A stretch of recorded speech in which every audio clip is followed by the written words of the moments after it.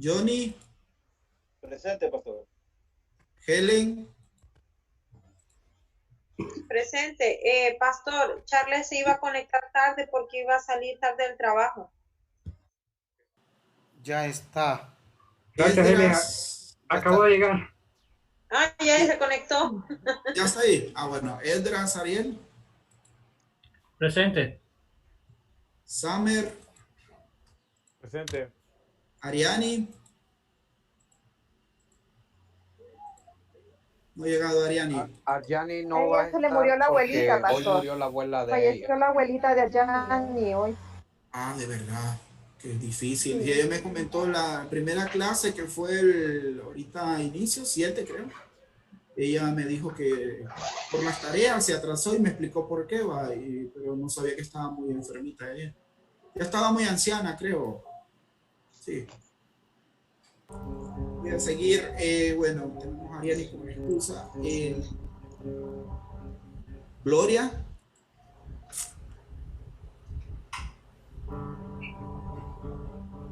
Sergio. A Presente. Sergio. Gloria no estaba, ¿verdad? No. Sí está. Aquí estoy, hermano Mario. Ajá. Ahí está Gloria. Ahí está Gloria también, pastor. Ahí está. Sí. Tiene silenciado el micrófono. Y es que cuando yo estoy con la otra pantalla no los puedo ver, hermano. Por eso les pregunto. Solo estoy viendo la lista. Daniel, Alejandro, Presente. Melvin.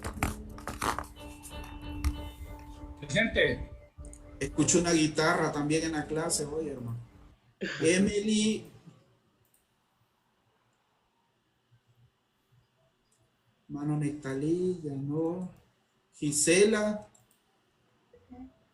Presente, pastor. Alberto. Presente. Gabriel. Presente. Carla.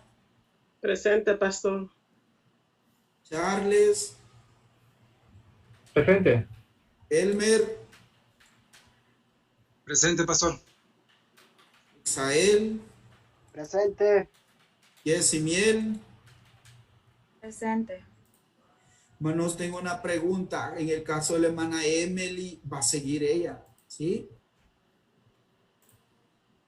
Hoy ella nos indicó al grupo que no iba a poder estar por un tema laboral. Ah, bueno, sí, porque ahorita no la tengo por acá. Y el hermano, ya les digo quién otro. Emily Martínez y el otro es, bueno, hermano Nectalí, que ya no. Bueno, ahí todos están bien. Bueno, vamos a comenzar, hermanos, y voy a compartir pantalla con ustedes. Y mientras vamos hablando, voy a ver quién es el que comienza.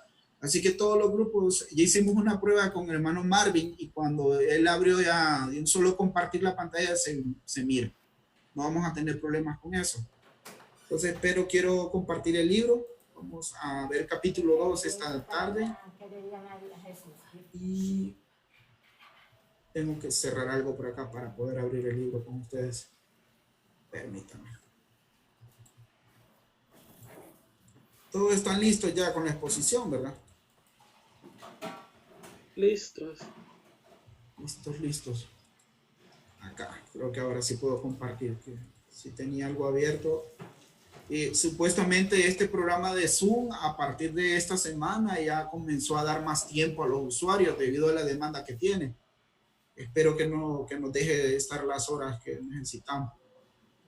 Y comparto el libro ahora, hermanos.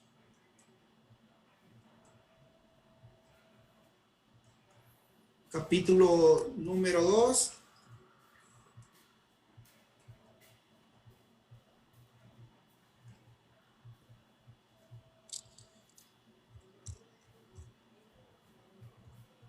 Algo muy importante sobre este capítulo, hermano, es sobre las religiones, el conocer cada una de ellas y todo. Hay muchas religiones y sectas también que se han levantado, ¿verdad? El misionero, por eso les decía que un misionero a corto plazo debe tener hasta tercero o cuarto año de bíblico. Ustedes ya llenan los requisitos, hermanos, si quieren irse de misionero por un año o por 2 años. Ya tienen tercero y cuarto. Ahora, si quiere irse pleno, esperamos que termine el bíblico y también que termine lo que es la especialidad. Habíamos visto las respuestas, estas. Y vámonos aquí, a la cosmovisión, la manera de ver el mundo y todo lo que se relaciona con el modo de pensar. Con las creencias, hermano. Con esta vamos a comenzar, con las creencias. Como las capas de la cebolla, las 5 capas externas son objetos, acciones y autoridades, experiencias y valores. La cosmovisión es la capa interna del corazón de la cultura. Es como vemos al mundo a causa de nuestras más internas creencias. Estas forman la cosmovisión. Estas creencias son el ABC de la vida. Son los lentes por donde vemos todo. Estas creencias a menudo se basan en escrituras sagradas o experiencia. ¿Alguno de ustedes, hermanos, antes de ser cristianos evangélicos, era de otra religión? Sí, pastor. Sí, pastor. Católica. Sí, yo también. De hecho, iba a ser padre. Católica.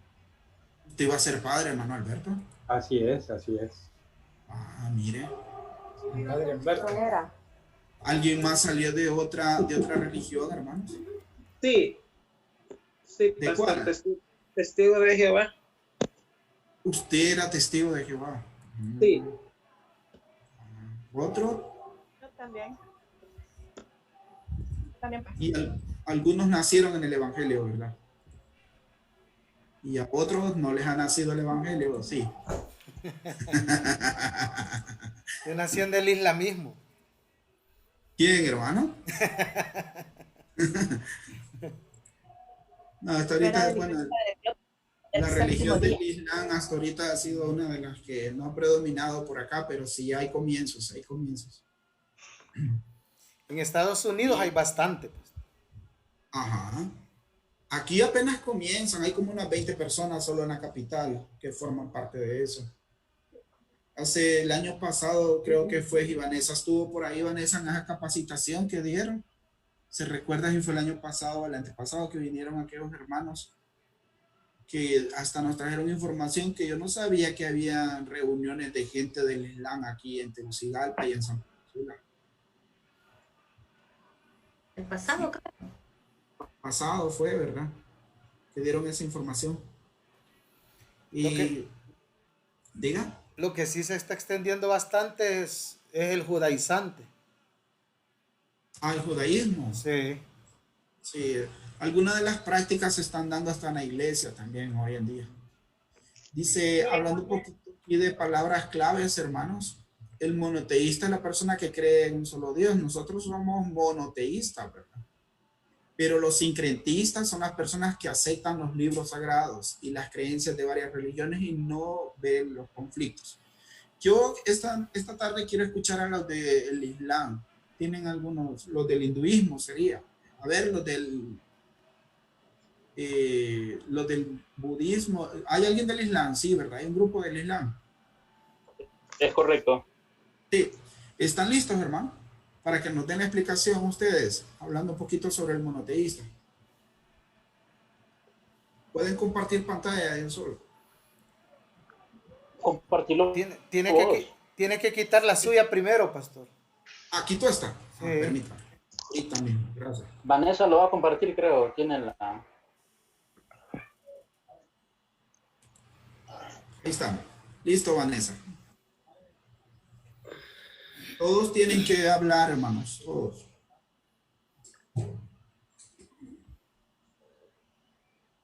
¿Me confirman si se ve? Sí, yo lo sí. sé. Sí. Vane, una consulta. ¿Va a ser aquí o va a ser lo otro? Dijo Mario que podíamos usar la presentación. Ah, ok. Está bien. Dale, con Islam. Ok. Ya me queda, ya salí. Perdón.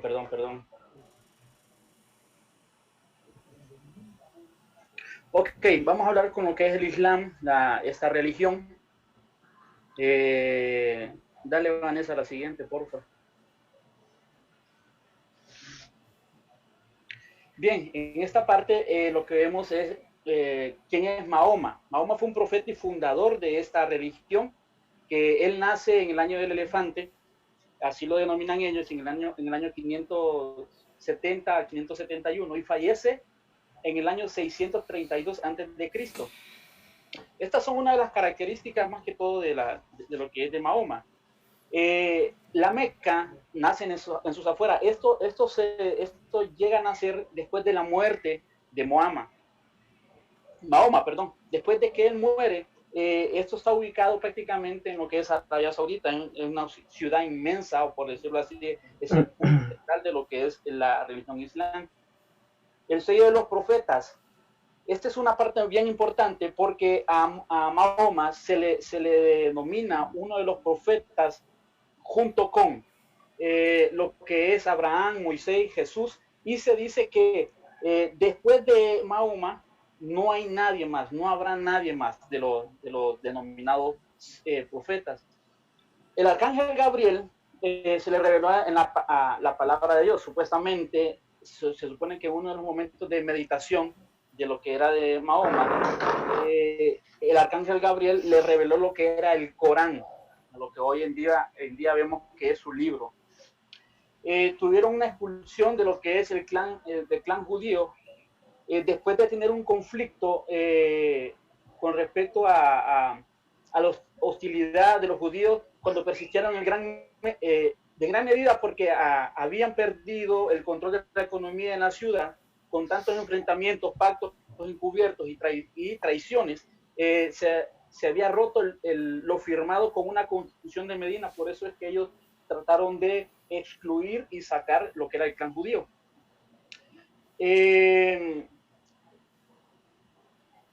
Al morir, después de la muerte, el Islam prácticamente se expandió en gran territorio, a lo que hoy en día vemos que está en 57 países.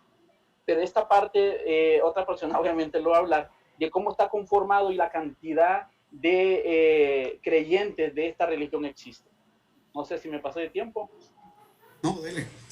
Ahorita ya bueno, aquí el Zoom ya tiró que ya va a terminar para volver a reiniciar. Pero sigan. ¿Me toca a mí, Vanessa? Sí. Ok, vamos a hablar acerca de lo que son las generalidades del Islam. ¿Verdad? Como todos, como usted lo mencionaba, la religión es una religión monoteísta. O sea, junto al cristianismo y el judaísmo, ¿verdad? Ellos creen en un solo Dios, ¿verdad? La palabra Islam literalmente significa aceptar, rendirse o someterse. Entonces, prácticamente esta religión es que ellos se someten, ¿verdad?, a la representación de un Dios. O sea, ellos como que se lo agarran tan fuerte, ¿verdad? Entonces, por eso ellos como que se entregan a la religión. Como ya lo mencionaba Gabriel, el libro sagrado islámico es el Corán, ¿verdad? Mahoma viene siendo el profeta principal del Islam.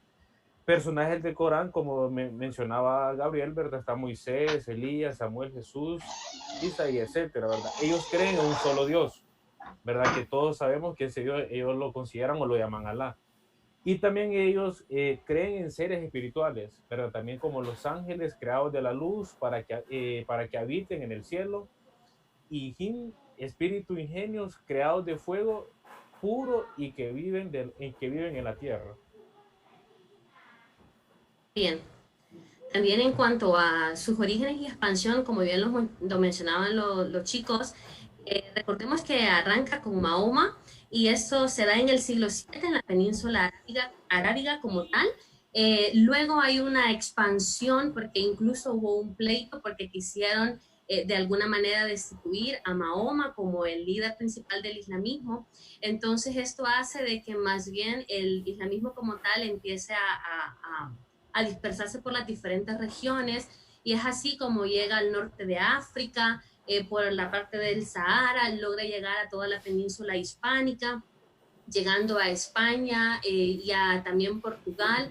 Importante saber que en la zona del sur de España hay muchísimas ciudades que son extremadamente de esta religión como tal, y su arquitectura y todo su trasfondo de ciudades lo demuestran, intentan llegar a Francia, pero los franceses levantan una guerra contra ellos y los vencen, por lo tanto ellos tienen que regresar a los Pirineos como tal, y luego llegan a las islas mediterráneas entrando por Sicilia a todo Italia y todo lo que era Europa como tal oriental. Por el Mar Negro logran penetrarse en el sur de Asia, en países como Kazajistán, Armenia, Georgia y demás. Luego ellos también logran penetrar por todo lo que en ese entonces era Persia, en toda la zona de Afganistán como tal, y también penetrar en lo que es la parte de India, donde sabemos que hay muchísimo también islamismo en este país, y así hasta el Himalaya para poder llegar a los chinos, pero los chinos de alguna manera también levantaron esa resistencia y los devuelven al sur de Rusia, y es alguna de la historia de cómo ellos lograron expandirse. De forma muy general, algunas de las ciudades que han sido emblemáticas y principales para el islamismo, ya mencionábamos la Meca, el Cairo, Toledo, Medina, Túnez y muchas ciudades que al día de hoy se han vuelto muy representativas para el islamismo como tal. Luego, con la parte de los pilares, el islamismo, esta parte le tocaba a Emily, pero como ella tuvo que disculparse, entonces la voy a mencionar yo. Ellos tienen 5 pilares como tal, que son la doctrina base de ellos. El primero de ellos es su declaración de fe, su testimonio, su shahada.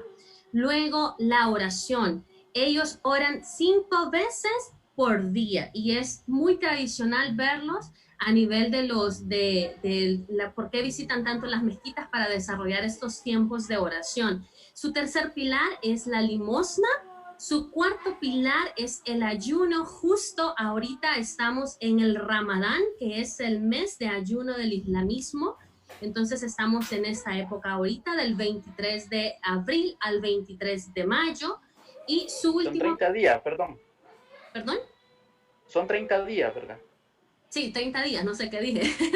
30 días como tal, es un mes. Y su último pilar, que es la peregrinación a la Meca, donde se espera que toda persona que profesa pues el Islam vaya por lo menos una vez en su vida a la Meca. Esos son sus pilares. Ahora Sergio nos va a contar un poco de la actualidad.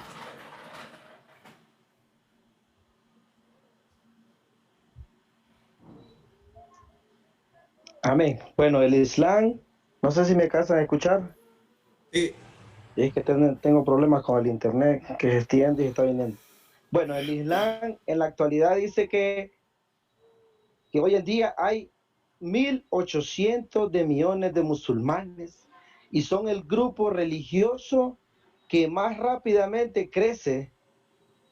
Y dice que según la historia que esta religión se convertirá en la religión más practicada en el mundo. Quizás los historiadores dicen que a finales del siglo, esta religión va a ser una de las más practicadas en el mundo. Dice, los creyentes musulmanes son en promedio, dice que son 7 años más jóvenes que los que no son musulmanes.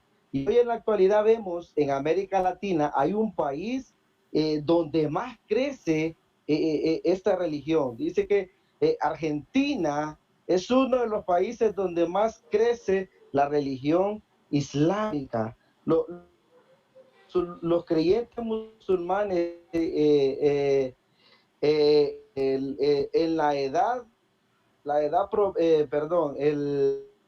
el porcentaje que esta religión crece, y es que los países con una población, el país con mayor número de seguidores es el país de Indonesia.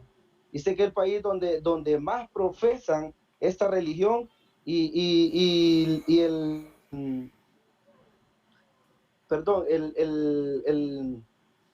ya hablamos acerca del templo. Hola, Sergio.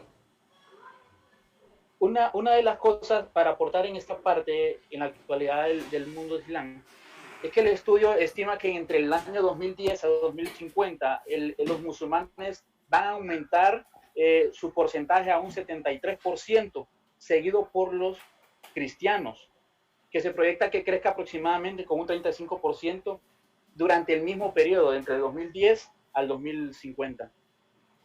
Y ya el también, sistema lo va a sacar el sistema.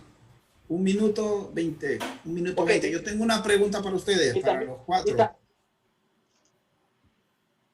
La pregunta es, los 3 países donde están los templos, ¿cuáles son?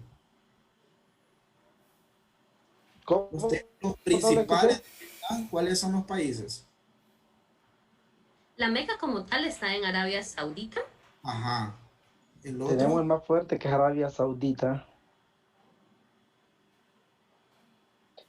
El Israel. En Israel. En Israel. Palestina.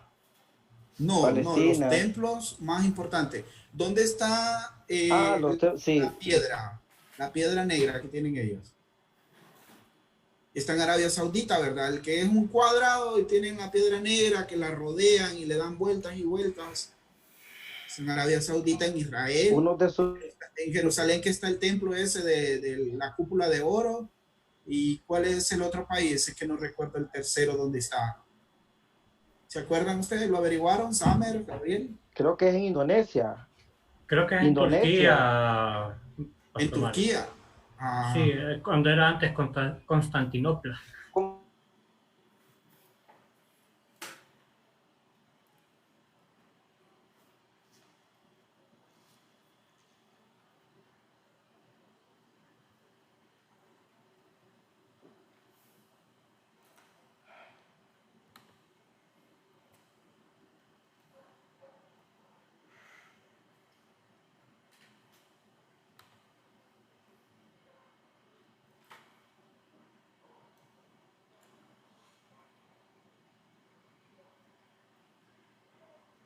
Solo rapidito, digo que es misionero en precisamente esa zona del mundo musulmán, en una ciudad de India que se llama Kashmira, y yo encontraba esto en la web y recordaba que él me lo decía el domingo que conversaba con él. Realmente Dios habla mucho a los musulmanes a través de lo que son sueños. Y es importante conocer cómo Dios realmente se interesa obviamente en los corazones de ellos y les habla de forma directa. Bueno, gracias el grupo del Islam. Ahora voy a seguir con el libro para continuar y después va a entrar el otro grupo. Voy a compartir pantalla del libro, hablando un poquito acá. Ay, disculpen hermanos, pero siempre nos va a estar sacando, por lo visto. Dice también, hablando un poquito de los sincretistas, las personas que aceptan los libros sagrados y las creencias de varias religiones y no les ve conflicto. Según lo que estamos estudiando, hermanos, no sé si lo hayan visto en otras clases. Algunos lo van a volver a repetir cuando miren, creo que en la clase de sectas van a ver algunos conceptos de esto. Ahora, indo-budista es una persona que cree en los dogmas tanto de la religión hindú como budismo. Y los animistas, una persona que cree que no hay separación del espíritu y lo material, físico, alma y espíritu. Ustedes saben que los animales no tienen alma. Los animales no tienen alma. Sino que un perro muere, un gato muere, no va al cielo, hermanos. No. Por más que lloremos, ese gato y ese perro no va a ir al cielo. Entonces, ni al infierno. Pastor Mario, dígame, hermano. ¿puedo hacerle una pregunta respecto a esto? Dígame. Es que fíjese que en una clase anterior, le estoy dando vuelta a la cabeza en qué clase fue, pero sí sé de que en una clase anterior se estuvo enseñando que sí tienen un alma, ¿verdad? A lo cual pues yo callé, pero nunca estuve de acuerdo con eso. Pero sí se estuvo enseñando que tenían alma, que era una alma que no era eterna y un sinnúmero de calificativos que le dieron a esa enseñanza, pero lo enfocaron en ese punto. que los animales sí tenían alma. Entonces, en Eclesiastés aparece que no tienen alma. No tengo mi Biblia aquí a mano yo, pero hasta lo tengo subrayado el día que lo aprendí eso, que los animales no tienen. Yo tengo claro que tienen espíritu, lo dice Salomón también, ¿verdad? Que el cuerpo vuelve al polvo y el espíritu a quien lo dio, ¿verdad? Tanto del hombre como del animal, dice Salomón. Entonces, ahí enfoca Salomón que el animal tiene un espíritu, ¿verdad? Pero lo del alma fue una de las clases que me voy a dar la tarea esta semana de repasar los libros que tengo de las clases anteriores y se lo voy a hacer llegar para que usted vea en la clase que nos estaba enseñando que sí tenían un alma. Tuve introducción, hermano. Dígame, hermano. No sé, alcancé a escuchar una opinión referente a... Sí, tuvimos una ilustración, pero yo entendí diferente que el hermano Pou. Yo entendí que, o sea, animales que son...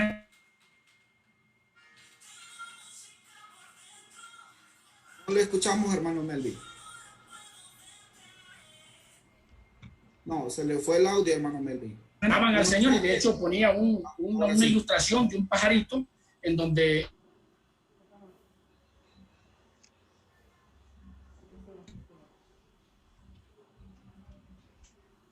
está yendo el audio, hermano Melvin. Hermano Charles, ¿tiene algo que decir, aportar? Sí, a lo referente que está hablando el pastor Pou es en la clase de Teología 2 con el pastor Amílcar. Vimos ese tema relacionado del alma de los animales. No, pero yo no personal creo que no, y bíblicamente lo he visto y tampoco no tienen, hermano. Es que la explicación es que ellos no tienen el componente de inmortalidad, solo el componente mortal, nada más. Porque recuerde que en el alma, según lo que la Biblia dice, lo que almacena son emociones. Péguele a ver si no va a llorar o lo va a morder. Esa es la explicación teológica. Pero de que va a ser eterno el animal y todo eso, no, porque él no tiene una conciencia como la que Dios ha depositado en nosotros a través del alma. Eso es lo que yo he entendido toda la vida. ¿Te recuerdan por qué buscan las religiones, hermanos? El hinduismo, el budismo, el judaísmo, ¿qué buscan? ¿Qué es lo que en sí buscan ellos? Era una pregunta que había ahí. Después de las 54 estaba. ¿Qué buscan las religiones, hermano? Parece que liberarse. Liberarse, esa es la respuesta. Liberarse. ¿Y el cristianismo qué buscará, hermanos?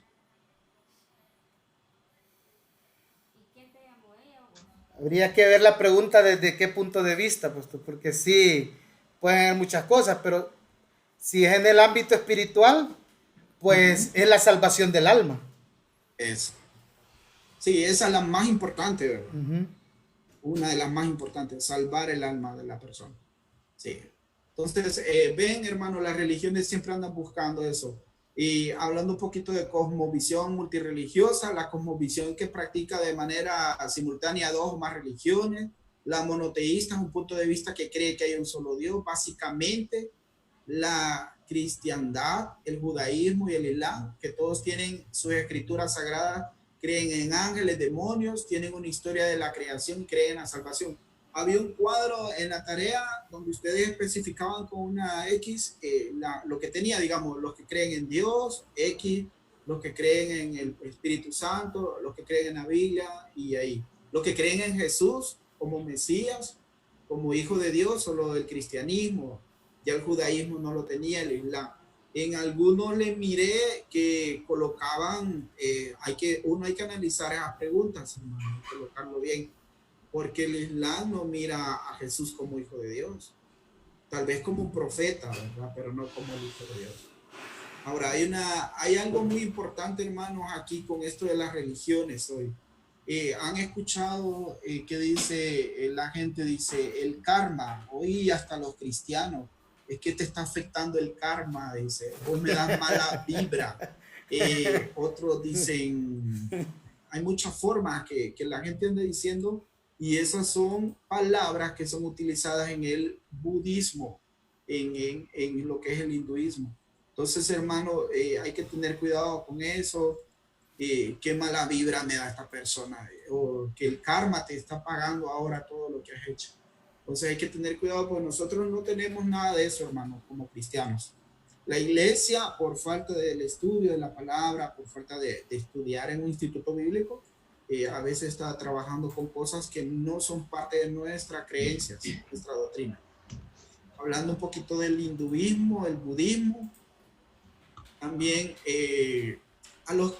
a la gente que está en la religión del Islam, ¿cómo se le llama? Vamos a ver, hermano Yesimiel, ahí, ¿cómo se le llama a los que están en el Islam? ¿A los seguidores del Islam? Musulmanes. Musulmanes, ¿verdad? A los que son seguidores del Musulmanes. budismo. ¿Y el budismo? Budistas. El budismo, el Islam son los musulmanes. Pero el budismo, hermanos. Budistas. Los budistas. Y en el judaísmo, bueno, hablando un poquito de judaísmo, a algunos les tocó el ortodoxo, ¿verdad? ¿Están listos? Ahorita, pastor. Lo que es la religión de lo que es ortodoxo. Creo que es el hermano Felipe. ¿Están listos, hermano Felipe? Correcto, correcto. Vaya, pues, comparta pantalla y comienzan a exponer ustedes. Escuchamos un audio de oración, hermano. No sé. Hay alguien que está predicando ahí. Orando, creo que están, sí, para que le quite el audio para escuchar solamente a los hermanos que van a exponer. Está en liberación, yo creo. Sí, ya se fue. Ahora vamos, hermano Felipe. Tiene que quitar su pantalla, pastor. Ah, perdón, siempre me olvide, gracias. Ahí lo dejé ya. Listo. Y ahora permítame buscarla. ¿Quién le hizo ese trabajo, hermano Felipe? ¿Usted lo hizo? Yo, pastor.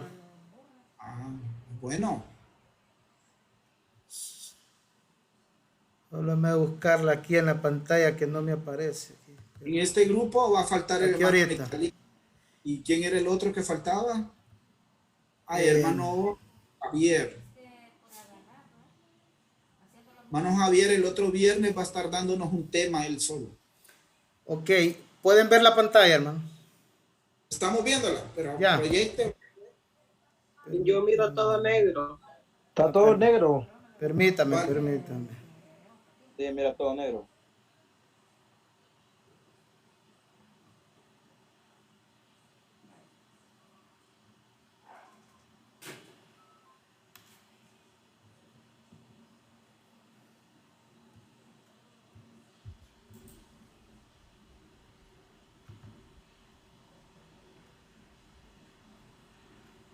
Nada, hermano. Pues mire que no me quiere dar, pastor. Si quiere, pero yo no lo descargué, fíjense, pero lo puedo abrir desde el correo. Sí. Abrirlo desde el correo. Sí, porque a mí no me da la opción a mí de compartirla aquí. Cierre la pantalla. Permítame.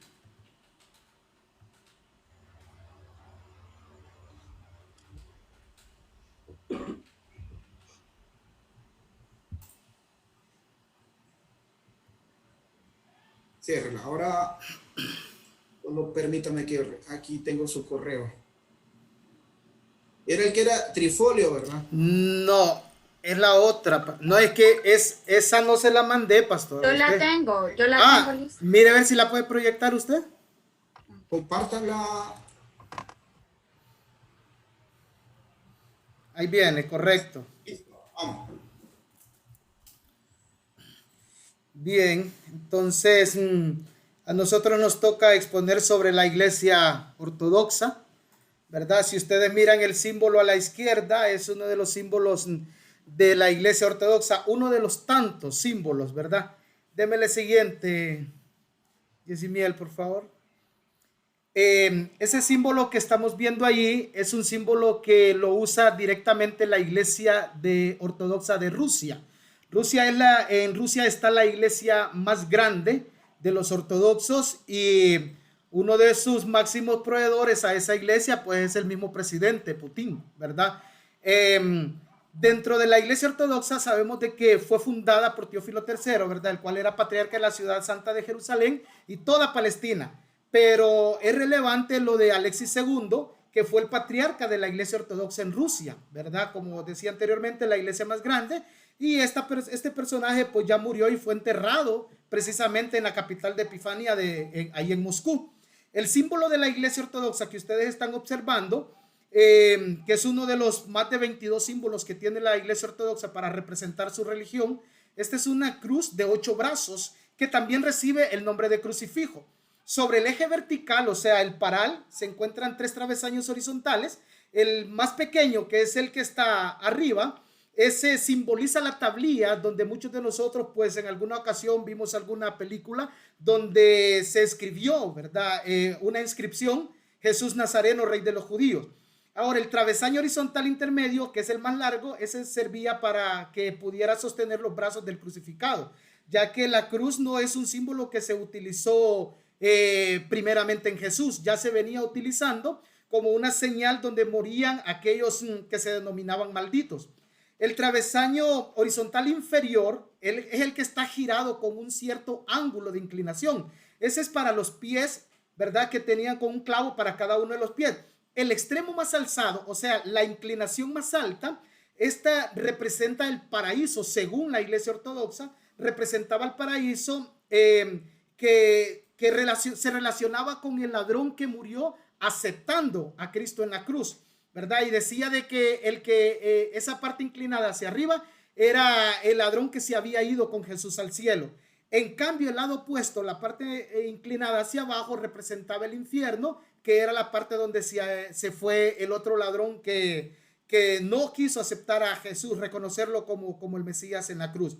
Ahora, si ustedes miran en la parte última del paral, van a ver una silueta blanca. Esa es una calavera que tiene también este crucifijo, y este representa la calavera de Adán, que según la tradición judía, ortodoxa, representa a Adán enterrado abajo del Gólgota, que fue el lugar donde fue crucificado nuestro Señor Jesucristo. Después de esta breve introducción, voy a dejar a mi hermano Exael que nos hable sobre las estadísticas. Sobre las estadísticas, geográficamente la población de ortodoxos está en el área, en Rusia, el litoral levantino del Mediterráneo y Europa Oriental. Si miran la imagen, es el del color morado arriba. Ajá. Después seguimos con las 4 patriarcas antiguos. Son Constantinopla con 6 millones, Alejandría con 350,000, Antioquia con 750,000 y Jerusalén, como había dicho el pastor Felipe, con 60,000. Ahora, las otras 9 iglesias autocéfalas, que significan que dependen de la siguiente, Sí, la siguiente. Sí, esa. Las 9 iglesias autocéfalas. Autocéfalas quiere decir que dependen de los patriarcas, que son en Rusia, como dijo el pastor Felipe arriba, que es la más grande. Y si mira, ahí está la imagen. 585 millones. Después sigue Serbia con 8 millones, Rumanía con 17 millones, Bulgaria de 8 millones, Georgia, así es, con 8 millones, Chipre con Bulgaria 8 millones, Georgia 5 millones, Chipre con 450,000, Grecia con 9 millones, Polonia con 750,000 y Albania en el año de 1944 habían 210,000 en ese año. Ahora sigue mi compañera con la cultura.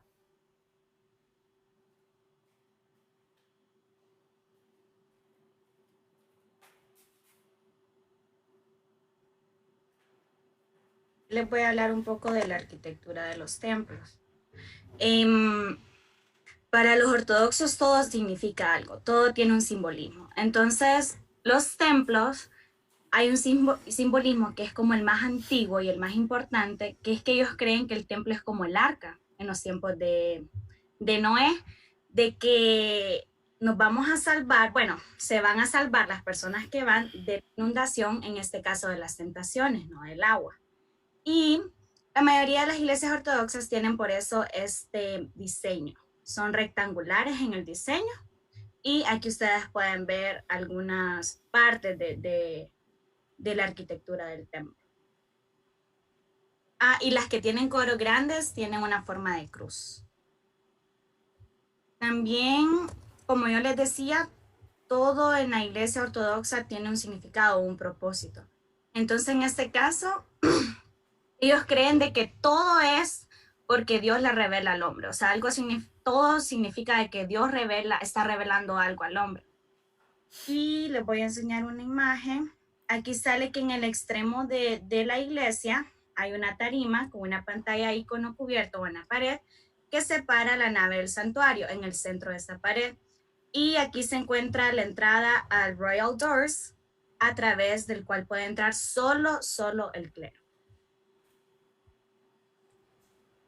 Ahora, ¿cómo son los cultos? Pues los cultos dicen que no pueden ser adecuadamente de una persona, realizados solo por una persona. Debe ser más de una persona. Es decir, que un sacerdote no puede celebrar algo solo, sino que debe estar alguien más ahí. Y también hay algo bien interesante de los cultos, y es la música o el canto. Dice que casi en su totalidad, el culto es cantado todo, hasta las oraciones. Ya todos las tienen preescritas para solo cantarlas. Lo único que no es cantado es la homilía. Es cuando un sacerdote tiene un discurso o quiere decir algunas instrucciones, que eso ya lo hace en un tono de voz normal, no es cantado. Entonces sí es algo bien interesante de los cultos. Y vamos a continuar. Bueno, aquí pueden ver. Es importante un coro también en la iglesia ortodoxa. Ahora vamos a ver algo de la doctrina. Bien, relacionado con la doctrina, hay algo bien interesante con los ortodoxos, que no todo es contrario a nuestras doctrinas como cristianos evangélicos, pentecostés, protestantes, como se nos quiera decir, pero estamos claros en muchas cosas de que Pablo dijo: escudriñen todo, retengan lo bueno. No sabemos quién empezó con esta doctrina, si ellos o nosotros, pero lo que hemos estado viendo aquí, que según los cristianos ortodoxos, el hombre fue creado en perfecta comunión con Dios. Eso nosotros lo creemos también, pero se alejó de Dios a raíz del pecado, ¿verdad? La salvación de las torturas infernales después de la muerte y la adquisición de la vida eterna se realizó por Jesucristo tras su encarnación y la unión en él en dos naturalezas, una divina y la otra humana, caída por el pecado que ya todos conocemos también desde el inicio de Adán en el Edén. Esa unión, dice sus doctrinas, que llevó a la transformación natural humana en el proceso de su resurrección. O sea, al pasar ese proceso, gracias a la parte divina, Jesús en su parte humana recibió nuevas cualidades, según sus creencias, que no podía adquirir por sí mismo, ¿verdad? En su forma natural, esa divinidad no la podía adquirir, que tuvo que depender de la forma divina para poder adquirir las cualidades que tuvo como humano. Desde entonces se dice de que todo ser humano lleva ese potencial de transformación y obtención de la vida eterna, que se revela si cree en Jesucristo como Salvador de sus vidas, ¿verdad? Y esta doctrina original pues está expuesta a raíz de los trabajos tanto de los apóstoles, los evangelistas, como los mismos padres de la iglesia. Eso tiene que ver con la doctrina. Si le damos la siguiente página, vamos a ver que también ellos creen en lo que es la Trinidad, ¿verdad? Nosotros también creemos en la Trinidad, pero siempre hay algunos puntos que son diferentes a los nuestros. Por ejemplo, la doctrina de la Iglesia Ortodoxa con respecto a la Trinidad se encuentra resumida en el símbolo niceno-constantinopolitano. Los cristianos ortodoxos creen en un solo Dios, también son monoteístas igual que nosotros. A la vez también ese mismo Dios saben de que es un trino, ¿verdad? Por Padre, Hijo y Espíritu Santo. y que tienen una sola naturaleza indivisible. Ahora, la Santísima Trinidad sabemos que son tres personas distintas e inconfundibles, cada una de las cuales dice que es una hipóstasis de la Trinidad que comparte una misma esencia increada, inmaterial y eterna. La diferencia de nosotros con ellos es que ellos la representan a través de imágenes, a través de esculturas, los cuales nosotros estamos muy claros que por la fe salvadora, que por la fe en Cristo Jesús, por aquel que murió, que no lo vimos, pero que lo creemos en nuestro corazón, sabemos de que no necesitamos hacernos una escultura. Conocemos que el Padre está en el cielo, que el Hijo está a su diestra y que el Espíritu Santo está con nosotros. Pasemos a la siguiente. Aquí es donde vemos las diferencias doctrinales. La Iglesia Ortodoxa no admite la supremacía universal de derecho del Papa de Roma sobre todas las iglesias cristianas. Todos los obispos son iguales, solo reconoce una primacía de honor, que en latín se escriba primus inter pares, lo cual significa el primero entre muchos. O sea, no hay uno que es más grande o tiene un rango más alto que el otro. Todos tienen una misma jerarquía, pero hay uno que es primero, que es el que lleva la voz cantante, ¿verdad? Que es el que actúa como nosotros lo conociéramos aquí, el pastor, el presbítero, la persona más importante, pero para ellos dicen que no. Primus inter pares es el primero entre muchos, y lo tomaron de la escritura a través de Pedro. Habían 12, pero tomaron en cuenta que el primer llamado entre los 12 fue Pedro, y que por eso Pedro comienza en el tiempo de la iglesia primitiva. Y ese es el lineamiento que ellos tienen como ortodoxos. Ahora pasemos a la siguiente diferencia. La iglesia ortodoxa rechaza la adición de Filoque a la versión latina del símbolo niceno-constantinopolitano. Esta adición aprobada por la Iglesia Católica y considerada por algunos teólogos ortodoxos como herejía y por otros no. Ahora, la adición de Filoque es una problemática que tienen los ortodoxos no con nosotros los cristianos evangélicos protestantes, sino con el católico, apostólico y romano.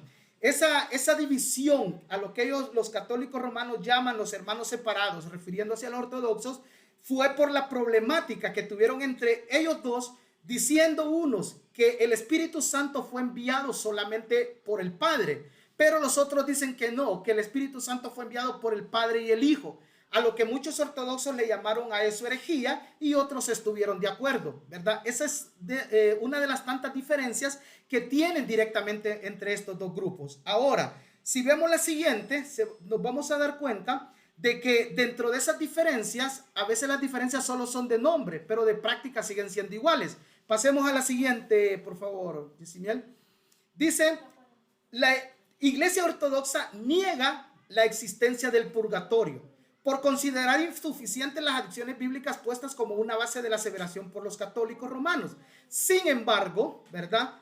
Usted mire que ellos dicen no hay purgatorio, pero sin embargo se reza por las almas de los difuntos, al igual que en la Iglesia Católica. Entonces parece que estas diferencias solo fueran doctrinales, pero a raíz de la práctica externa, ellos siguen haciendo lo mismo. Porque al rezar por una persona que ya se murió, el rezo católico es para que Dios en su misericordia acorte el tiempo que va a estar dentro del purgatorio y lo pueda purificar y sacarlo a su gloria. Los ortodoxos dicen no hay purgatorio, pero sí siguen rezando por los muertos, ¿verdad? Ahora, en la última, esto me ha llamado bastante la atención, que es de ortodoxo a pentecostés. Siempre es importante saber cuántas personas católicas, romanas o cuántos ortodoxos se han estado convirtiendo al pentecostalismo. Cientos de miles de personas nacen en hogares religiosos. Quizás usted, como ya lo dijo el pastor desde el principio, ¿verdad? Quienes nacieron en otra religión, pero con el paso del tiempo tomaron una decisión de poderse cambiar a otra religión. Y qué bueno pasarse de ortodoxo a pentecostal. Pero este caso de los católicos ortodoxos no se ha sabido tanto por dos tipos de problemas. El primero es que los católicos no quieren dar a conocer los datos porque tienen el mismo temor que tuvo Jeroboam. Jeroboam era el rey de Israel, ¿verdad? El rey del norte, pero sabía él que las personas que iban a adorar a Jerusalén tenían que pasar la frontera de norte a sur, al reino del sur, donde quien gobernaba era Roboam. El temor de Jeroboam era que se quedaran allá por quedarse cerca del templo, porque una devoción que tenía esa gente, que lastimosamente nosotros nos falta mucho todavía, era eso, que había una necesidad de estar en la casa de Dios.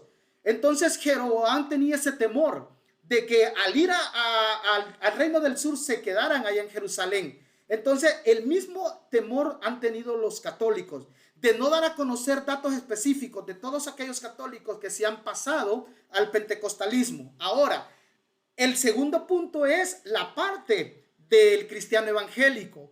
¿Por qué no conoce datos? Primero, por mala administración, ¿verdad? O por mala organización en los datos estadísticos. ¿Por qué? Porque no tenemos una estadística de aquella persona que perteneció a X o Y religión anteriormente, sino que solamente usted acepta a Cristo, sí, yo acepto a Cristo, y le apuntamos el nombre y después estamos esperando a ver qué lleva al templo o a la iglesia. Pero no nos damos cuenta que es importante llevar una estadística de cuántas personas han estado quitándose ese velo de los ojos y pasándose a conocer la verdad dentro de la iglesia pentecostal. Por lo demás, hermanos, pues esto es todo y muchas gracias. Pasaron los 6 minutos. Sí, definitivamente. Hermanos, ¿en qué año fue fundada la religión ortodoxa? ¿El estadística? No, el año que fue fundada. No, le digo que conteste el de estadística. Ah, el de estadística. Vamos a saber. Espérame. Ahorita la subrayé, pero creo que exacto, no me acuerdo, pero eso sí no fue. Ayúdele, Yesimiel. ¿En qué año fue fundada? No tienen el dato.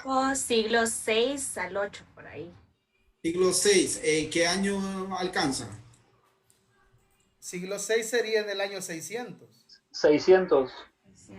Okay. ¿Y el cristianismo en qué año fue fundado? Comenzó. Pues comenzó en el siglo 1.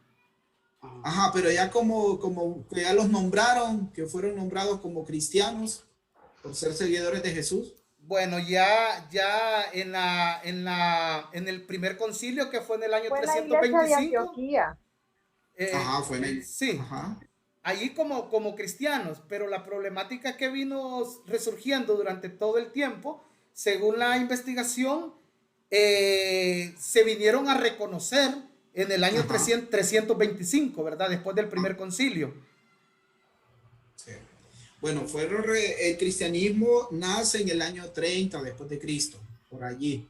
Entonces, si miran, lo primero fue el cristianismo, después viene el ortodoxo. Esto nace más adelante y nace en Rusia. Ahora, me llama la atención las fotografías que pusieron en el tiempo que estaba dando la estadística a Exael, y es que yo siempre miraba los templos en Rusia, pero no sabía qué significaba. Hoy ya sé que son las iglesias ortodoxas. El ortodoxo tiene muchas reglas, hermano, muchas cosas que hay que cumplir. Ahí está, miren.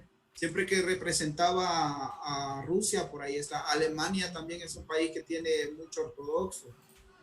Sí, aquí no está en la estadística, pero sí tienen bastante lo que es Alemania. Entonces, hermanos, gracias equipo, gracias. Ya nos está dando 9 minutos. Voy a adelantar un poquito lo que es aquí el libro para que vayamos viendo. Y voy a ver acá con el libro, hermanos. Y vamos aquí por la cosmovisión, siempre hablando un poquito del monoteísmo. Esta parte de la cosmovisión monoteísta, que solo cree en un solo Dios. Dice que el cristianismo y el judaísmo, el islam, son monoteístas, creen en un Dios. Estas tres religiones comparten creencias similares en tres temas claros: lo sobrenatural, el mundo natural, la humanidad. Y comienza el libro a exponer. Si viene una pregunta para ustedes, ya saben esto, ¿va? Mencioné 3 religiones del monoteísta, pues ustedes ya saben cuáles son.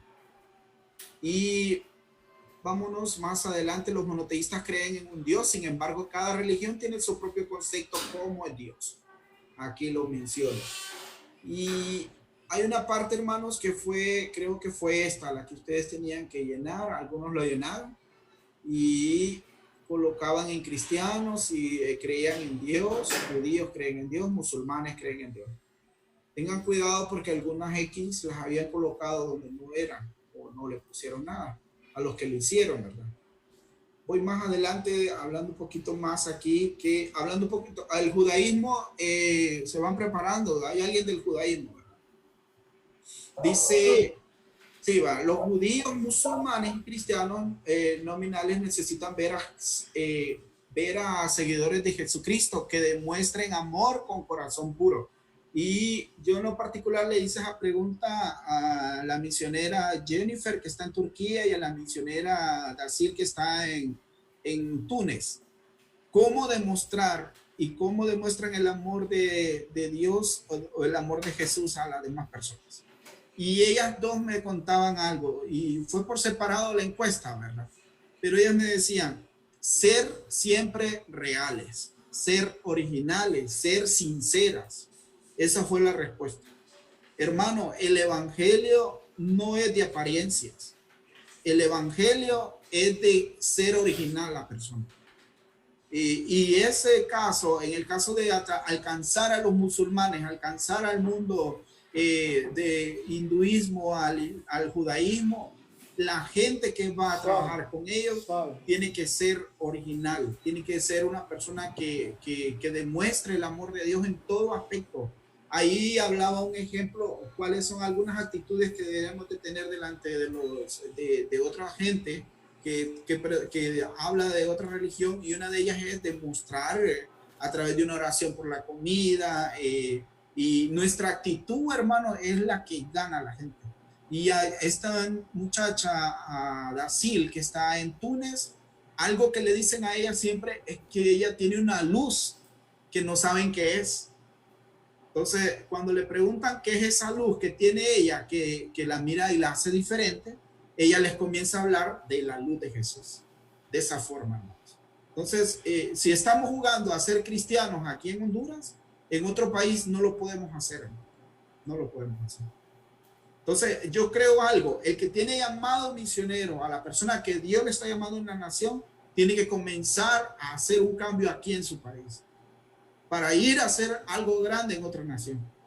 Pero Dios nunca va a llevar a otra nación a alguien que no está siendo real en su nación.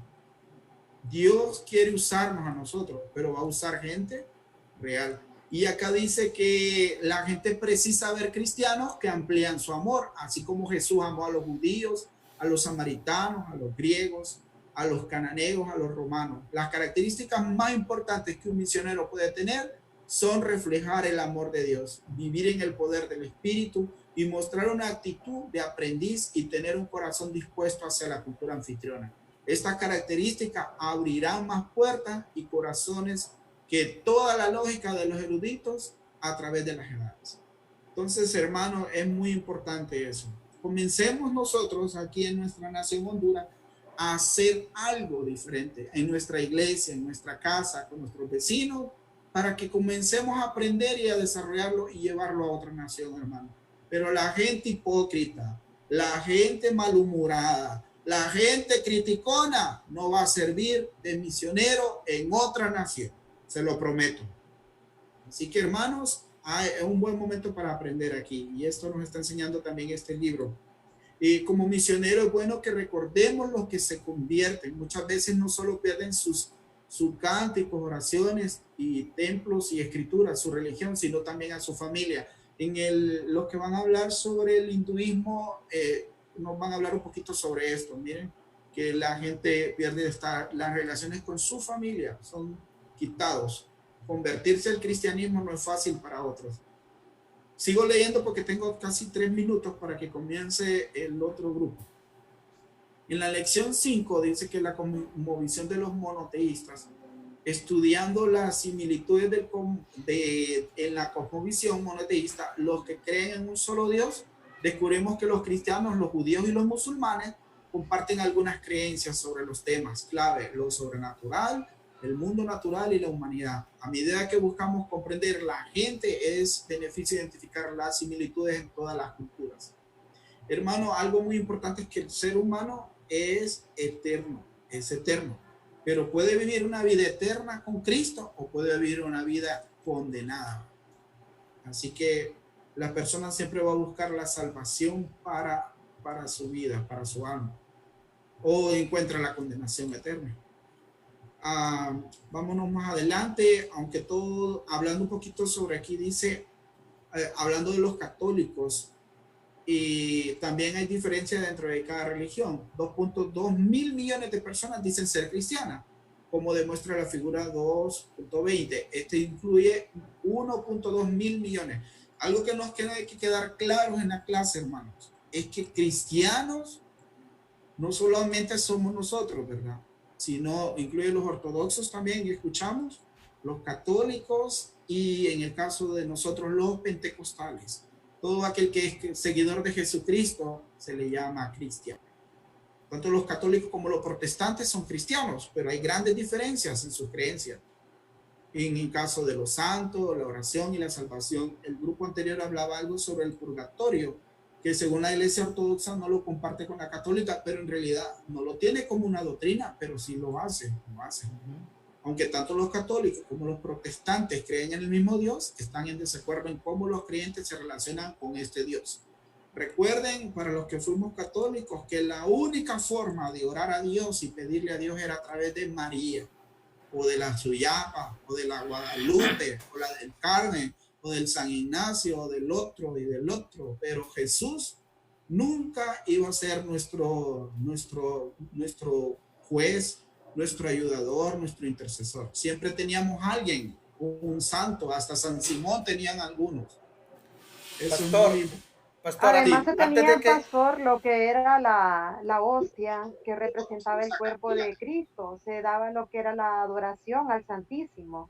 Era también el acercamiento que nosotros teníamos como la representación de Jesucristo y el acercamiento que nosotros teníamos a ese Jesús sacramentado. Perdón. Sí, ¿alguien más tenía un comentario? No, yo le iba a hacer una pregunta, pero era para que respondiera cuando volviéramos.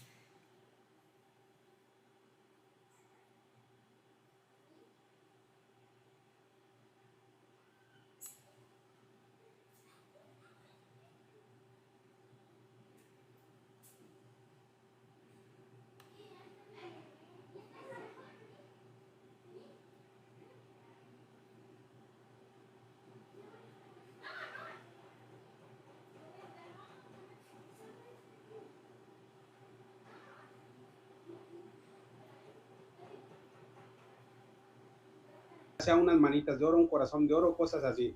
A este santo tenías que llevarle un listón. Dependía del color del listón, era el milagro que te hacía. Entonces me dice, mamá, imagínate, dicen que si le llevas mires a la persona con un listón negro y la persona se muere. Entonces ahí Dios me iluminó. Yo todo lo atribuyo a Dios. Le digo, mamá, ¿tú me consideras mal hijo? Me dijo, no, eres muy buen hijo. Le digo, ok. Imagínate que la vecina que te tiene coraje viene y me mide con ese listón. ¿Tú crees que un santo me mataría, mamá? Dijo, no. Dijo, es cierto. Dijo, no, yo no voy a creer ya en eso. Entonces, eso es. Para mí, a mí me inquietó Dios y me buscó desde mucho tiempo. Fue siempre una persona que me habló de Dios a los 15 años en mi caso. Para aquellos que de repente van a evangelizar y piensan que no dieron el resultado, no a todos es el llamado así rapidísimo. Es un proceso, pero eso fue en mi caso. Bueno, hermanos, quiero escuchar al grupo, el que sigue. ¿Cuál les había dicho? ¿Hinduismo? Judaísmo. Judaísmo. ¿Listos? Compartan pantalla. Vamos a ver.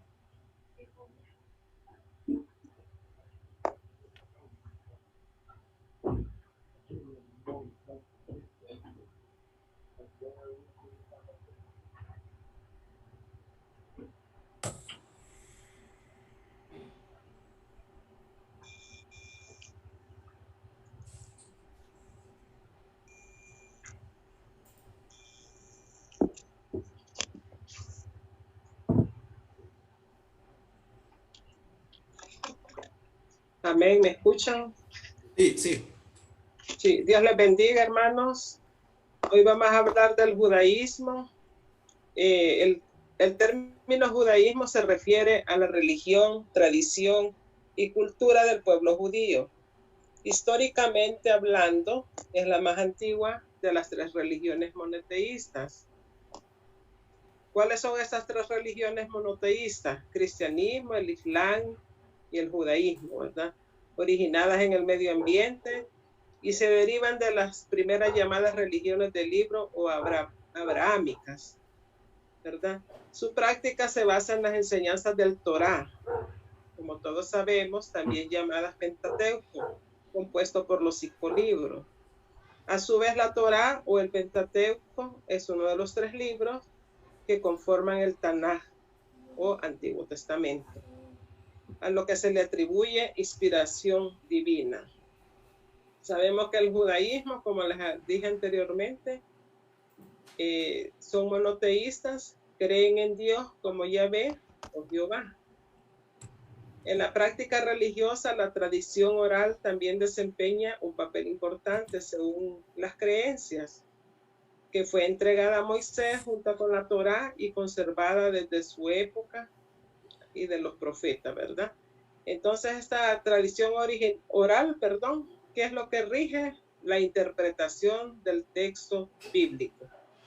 Esta tradición oral fue transcrita dando nacimiento a la Mishnah, creo que así se pronuncia, ¿verdad? Que la Mishnah es un cuerpo de leyes judías y posteriormente sería la base del Talmud, que en hebreo significa enseñanza. El Talmud es una enorme interpretación bíblica. El rasgo principal de la fe judía es la creencia en un Dios omnisciente, omnipotente y providente, que habría creado el universo y elegido al pueblo judío para revelarle la ley contenida en los 10 mandamientos y las prescripciones rituales de los libros 3 y 4 del Torá, ¿verdad? Otra de las características del judaísmo que la difiere de otras religiones monoteístas radica en que se considera no solo como una religión, sino también como una tradición, una cultura y una nación. En el judaísmo no existe de los no judíos unirse al pueblo judío, ni adoptar su religión, ¿verdad? Entonces el judío ha sido comisionado por su escritura a ser la luz de las naciones y propagar el monoteísmo ético por todo el mundo. También la tradición y la cultura judía son muy diversas y heterogéneas, ya que se desarrollaron de modo distinto en diferentes comunidades y podemos ver que también incorporó elementos culturales. Disculpe que le interrumpa, pero no ha pasado de la primera diapositiva en la pantalla. Disculpe que le interrumpa, hermana. Sí, es una diapositiva por participante. Sí. Perdón, entonces dice que se incorporó elementos culturales de los distintos países a los que llegaron los judíos a partir de la dispersión. Entonces, eso es mi participación. Muchas gracias. Y continúa el siguiente hermano. Bien. Voy a continuar con lo que es la historia del judaísmo. El judaísmo se sitúa realmente su origen en lo que es la historia antigua bíblica, específicamente desde la vida de Abraham. Abraham lo llaman como el padre de los judíos por tal razón. Abraham recibió un llamado de Dios mismo para fundar así la patria en Canaán y entre el mar Mediterráneo y el río Jordán. Esto es como datos básicos que ya conocemos. Sus descendientes fueron empujados por el hambre a emigrar hacia otras regiones del Nilo y fueron sometidos a esclavitud por lo que fueron los faraones. Sin embargo, luego Moisés los liberó, los guió de vuelta a la tierra prometida y posteriormente Dios entregó a Moisés en piedra lo que son los 10 mandamientos, dando así el origen a la doctrina judía. La comunidad judía de Israel fue nominada por varios antiguos imperios aquí estuvieron los asirios, que fueron seguidos luego por los babilonios, luego por los persas, hasta la conquista por parte de los griegos. Numerosas comunidades judías florecieron en el imperio saladista y en el imperio romano. Y no existió otro estado judío en Israel hasta lo que fue hace no mucho tiempo, en el año 1948, cuando finalmente fue declarada su independencia. Esa es una historia básica. Vamos a continuar ahora con lo que es los fundamentos del judaísmo. Entre los fundamentos del judaísmo, algunos de los principios sobre los que ellos basan la religión judía, está la característica de que el judaísmo se basa en el Tanaj, es decir, que ellos usan lo que es el Antiguo Testamento, los 39 libros del canon del Antiguo Testamento. La Torá es la fuente primaria de los 7 preceptos morales básicos que ellos estudian. Los preceptos jurídicos, éticos, morales y religiosos que emanan de la Torá y junto a sus explicaciones de Mishnah conforman el corpus jurídico principal del judaísmo. La plegaria más solemne de la religión judía la encuentran en Deuteronomio 6:4, donde dice: Oye Israel, Jehová nuestro Dios, Jehová uno es. Ellos recitan esto 2 veces al día, una por la mañana y otra por la noche. El símbolo judío de nuestros días por excelencia para ellos es lo que es la estrella de David. En la vida judía se rige por un calendario basado en la combinación del ciclo mensual lunar y del año solar.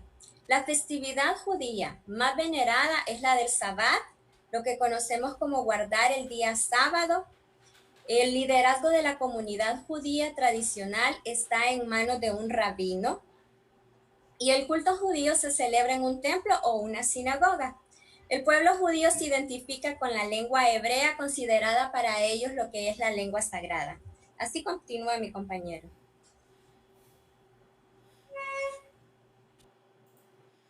Dios les bendiga. Yo voy a continuar hablándoles un poco acerca de las corrientes del judaísmo. A diferencia de lo que creemos, y me incluyo, yo era de esas personas que creía que el judaísmo era una sola religión.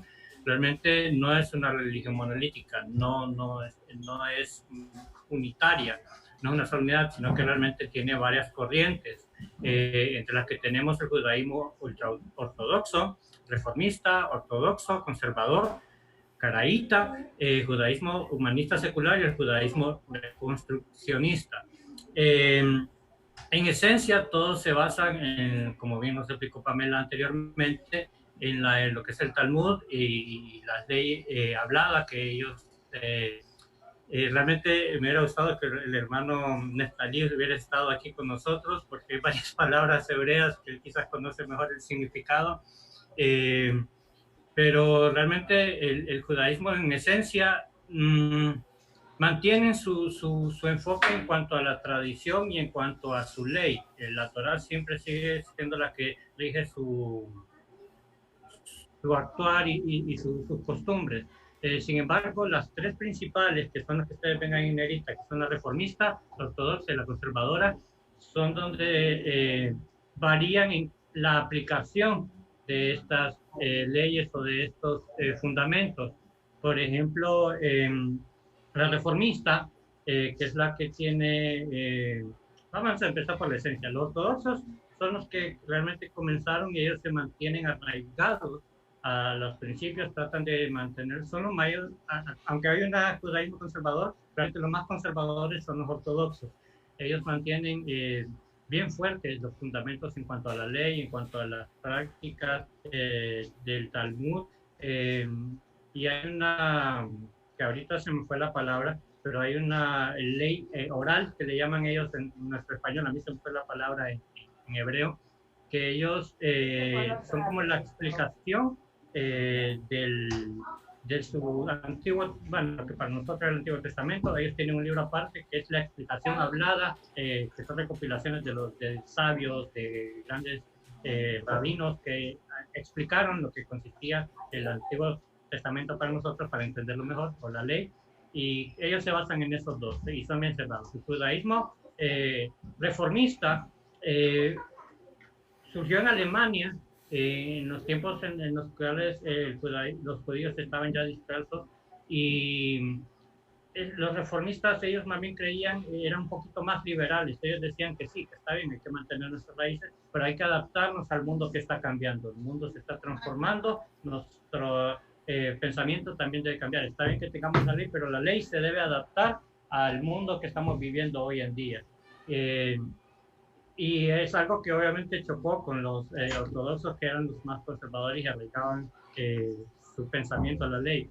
Y ahí es donde surge la síntesis, que como bien en filosofía existe una tesis, una antítesis, aquí surge la síntesis, que son los judaístas conservadores. Ellos también dicen, está bien, debemos mantener nuestras leyes, debemos adaptarnos al mundo, pero debe haber un equilibrio entre ambos. Entonces, el conservador es como el punto intermedio entre los reformistas, que son ultraconservadores, los ortodoxos, que son ultraconservadores, y los reformistas, que son ultraliberales. Y es aquí donde nosotros entendemos que hay mucha diferencia, aunque haya unión, crean en el mismo Dios, o también una religión monoteísta al igual que nosotros, pero tienen principios o una manera diferente de aplicar cada uno de ellos. Al igual que en el cristianismo lo aplicamos también. Hay muchas corrientes pentecostales, bautistas, conservadores, y así diferentes corrientes. Habemos denominaciones que tenemos diferencias. Entonces el judaísmo tiene una situación similar. Mantienen sus principios arraigados en la ley, pero aparte de ello los adaptan o los aplican según la creencia conservadora, liberal o un punto intermedio.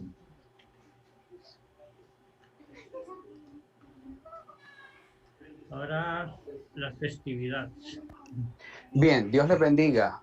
Dentro de las festividades del pueblo judío, dentro del judaísmo, existe la primera fiesta, que es el Rosh Hashanah, que es la fiesta con que da comienzo el año judío, el año nuevo judío, y tiene lugar en el mes de Tishrei, que coincide con los últimos días de septiembre y primeros días de octubre, según la tradición judía. Cuando se conmemora esa fiesta, lo que se hace es celebrar la culminación de la creación del universo y la aceptación de la soberanía de Dios sobre todo el universo. La segunda fiesta es la fiesta de Sukkot, o la fiesta de los tabernáculos, que nosotros sabemos que es una peregrinación durante la cual los judíos recuerdan el tiempo en el cual ellos estuvieron en el desierto después de que salieron de Egipto. La tercera fiesta es el Hanukkah, que se celebra un acontecimiento histórico que tuvo lugar en el siglo II a.C. durante el periodo Seleucida, o Seleucita, algo así, que fue en el tiempo en el cual Antíoco Epifanes invadió el templo y en vez de sacrificar una oveja, un cordero, lo que sacrificó fue un cerdo, y ahí se conoce también lo que Judas Macabeo hace al purificar el templo. Entonces, Hanukkah es la fiesta de la purificación y no está en la ley, es una fiesta que no después de lo que Antíoco Epifanes hizo. La cuarta fiesta más importante para ellos es la fiesta de Purim, que es una de las festividades más gozosas de la tradición judía, y es una fiesta cuyos preceptos religiosos incluyen ser feliz e incluso hasta emborracharse. El origen de esta fiesta está en el libro de Esther de la Biblia, que relata la salvación de los judíos de Persia de ser aniquilados por Amán. El año pasado estuve viendo por internet la fiesta de Purim y muchos judíos ultraortodoxos se quejaban porque incluso ahora se ha deformado la fiesta de Purim, porque ahora hasta los homosexuales y las lesbianas hacen su propia fiesta aparte. La segunda fiesta es la del Pesaj, que empieza el día 15 del mes hebreo de Nisan, o sea, abril, que durante ese día se celebra para conmemorar el éxodo de Egipto, una de las numerosas historias del pueblo judío y de la cultura occidental en general, o sea que es lo que se celebra ahí en Israel cuando ellos eran esclavos en Egipto. La otra fiesta es la de la Pascua, que también se denomina la festividad de la libertad, y este aspecto de la celebración se enfatiza en los rituales y las oraciones. El éxodo de la esclavitud a la libertad simboliza la redención física y espiritual y la aspiración del ser humano de ser libre. Como sabemos, cuando Moisés, por orden de Dios, sacrifica el cordero, cuando iba a pasar el ángel de la muerte, de ahí procede la fiesta de la Pascua. La siguiente es la fiesta de Shavuot, que se celebra al final de la cuenta del Omer, es decir, 7 semanas después, desde el primer día de Pesaj. Al principio de la cuenta, los judíos traían un Omer, o sea, una unidad de una medida bíblica, ya sea de el primer grano de la cosecha, de la cebada, y lo llevaban al templo. Y la última fiesta, que es algo muy importante para ellos desde el año de 1948, es la independencia. La fiesta nacional de Israel conmemora el fin de un mandato británico con la declaración de su independencia. Se celebra el 5 del mes judío de Iyar, desde finales de abril hasta mediados de mayo. Y nosotros sabemos que se celebra el 14 de mayo, si no me equivoco. Solamente. Y aquí en Honduras, la influencia del judaísmo, solo existen 2 sinagogas, una en San Pedro Sula y la que queda aquí en Tegucigalpa, en el Boulevard La Hacienda, cerca de Sociedades Bíblicas. Dios les bendiga.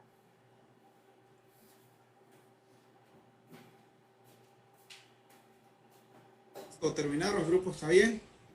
Gracias por la participación. Quedan pendientes, quiero ver 2 grupos para el próximo, ¿verdad? De la exposición. Budismo y cristianismo. Gracias, hermana. Budismo y cristianismo, que estaba abriendo aquí la... Entonces queda pendiente el cristianismo y el budismo. Tanto que quería ver a ese señor gordo yo. Sí, se la va a perder. Bueno. Aquí estoy. Ah, Buda. Vamos a tomar 5 minutos ya para finalizar, hermanos. Y de todos ustedes, algo que estaba viendo ahorita, que los estoy viendo a todos, bueno, algunos, la exposición, cuando usted se levanta de aquí, es como que vaya fuera del aula. Algunos salen, hermano. Otro, estoy viendo que Gabriel tiene 2, porque no me sale el número de estudiantes con la lista. Y es que Gabriel aparece 2 veces. Una donde está él y la otra está aquí abierto. La otra, Mario, es porque la cámara de la computadora no funciona. Yo puedo trabajar con la computadora, pero no me vas a ver. Ok. Bueno, para que solo te quedes con este, donde te miramos. Y ¿A dónde? ¿Con el teléfono? Listo. Con el teléfono, sí. Y algo, hermanos, hablando un poquito aquí ya para terminar, vamos a ver, nos vamos a quedar en diferencia entre los subgrupos de cualquier grupo de una religión. Por aquí. Y yo les tenía una información a ustedes, algo que le decía al grupo que trabajó con el ortodoxo, es que el cristianismo aparece ya como el cristianismo de religión el 30, en el año 30 después de Cristo, porque en Medio Oriente, hermanos, no solamente aparece el cristianismo, después de Cristo aparecen muchas religiones. Hay una que se llama Ebionitas, otra que se llama Manichaís, que es de Irán. Esta religión es de Irán. También aparecieron el gnosticismo 100 años después de Cristo, yazidismo, que apareció en el año 1150 después de Cristo, el Islam suminista aparece en el 630 después de Cristo, y también ahí mismo aparece el chiista, el Islam chiista, que es de Palestina, hermano. Entonces, en Medio Oriente no solo aparece el cristianismo, aparecen muchas religiones. Y en el caso, bueno, el budismo, le puedo dar el dato de la India, todo el dato de la India, cuáles son las religiones que aparecen cuando sus compañeros expongan. Pero como ya expusieron un poquito sobre, ya vamos a ver sobre qué más expusieron hoy. Bueno, falta el cristianismo, lo vamos a dejar así. Pero algo muy importante sobre esto es uno también como misionero conocer, hermano, conocer religiones es un tema muy importante. Lamentablemente en el instituto no se ha levantado lo que es la especialidad en misiones, pero me imagino que el material que viene para esa clase tiene que ser mejor que este. Este que ustedes están llevando, hermano, yo le he dicho al pastor Mario Mesa que este material es demasiado bueno. Antes enseñábamos unas cositas, hoy ustedes están aprendiendo tanto, pero y como maestro lo que hago es involucrar el libro con algo que están viendo ya en la actualidad. Entonces nos vamos a quedar aquí, hermanos. Ya salimos de clase, terminamos, y gracias por su atención. Que Dios les bendiga. Pastor, sí, hermano, diga. Es que usted nos dijo que el otro viernes tenemos examen. Sí, pero el examen es fácil. Con los que vayan ingresando de primero en primero, 5 minutos antes de la hora, yo estoy ya aquí. Entonces yo voy preguntando, hermana, ni un minuto me voy a tardar. Si no sabe la respuesta, pues ya, tranquila. Tranquila, aplazada. Nos da 3 oportunidades, pastor. Sí, en enero, en diciembre. Pero si entra todo el capítulo 2. Vamos a tener hasta el capítulo 2, la prueba. Sí. La mayoría de preguntas son de los exámenes. Yo le voy a decir algo, si usted hizo todos los cuestionarios, no le dio copy-paste, usted va a poder responder, hermano. Y yo de los partidos y de los exámenes. Sí, pero hay preguntas que yo la puedo hacer tan fáciles, tan fácil. No va a ser difícil, no crean. Desde lo que ustedes han visto y de sus preguntas de martillo que han trabajado. Sí, no creo que me falte. Pregunta tan fácil como ¿cómo se le llama el Dios del Islam? Oiga, ahí está uno. Sí. Hermana Helen, quiere decir, no, hermana Helen oró, hermana Carla sería. Hermana Carla, diríjanos en oración para cerrar ya la clase, por favor. Amén. Amantísimo Padre Celestial, te damos gracias por este día, porque en tu infinita misericordia pudimos abrir nuestros ojos, trabajar, estar en la clase. Gracias, Padre, por este tiempo especial que nos está dando de conocer de las misiones, Señor Jesús, un trabajo tan hermoso y que lleva, Señor, tu palabra a muchas personas que tal vez están tristes, agobiadas, sin esperanza. Pero sabemos, Padre, que tú viniste para darnos esperanza y vida eterna, Padre. Que la palabra tuya, Señor Jesús, llegue a muchas naciones, a muchas etnias, a muchos hogares, Padre, en el nombre de Jesús. Gracias por el pastor Mario, por impartirnos esta clase, por tener ese deseo, esa voluntad de ser nuestro maestro, y bendice a cada uno de mis hermanos, compañeros y compañeras, a su familia. Padre, guárdanos en el hueco de tu mano y cuídanos, y que esta noche podamos descansar, Señor Jesús, y mañana con fuerzas nuevas, renovadas para las siguientes clases. Gracias, Padre, gracias, Hijo, y gracias, Espíritu Santo. Amén. Gracias, hermana. Dios les bendiga, hermanos. Amén.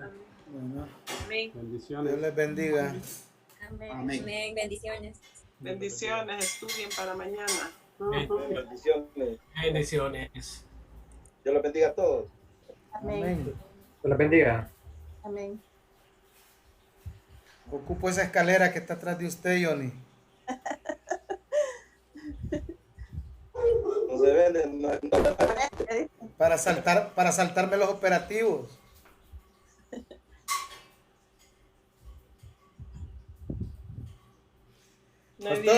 Pastor, si quiere siga con la clase porque nadie se quiere ir. Me quiere ir. Yo lo estoy dejando. Yo estoy cerrando aquí. Estamos esperando que cerre, no, Mario. Yo no me salgo porque dejo hasta que se cierra usted para la grabación. Perdón, hermano. Sí, es que ahorita mismo. Yo siempre mando la grabación de la clase a YouTube para cualquier cosa de los compañeros. Entonces, pensé que el pastor Felipe quería el examen ahorita. No, ahorita los que se quedaron van a hacer el examen. Felipe ya hizo una pregunta, ¿va? Dios les bendiga. Bendiciones, pastor. Amén. Bendiciones. Bendiciones.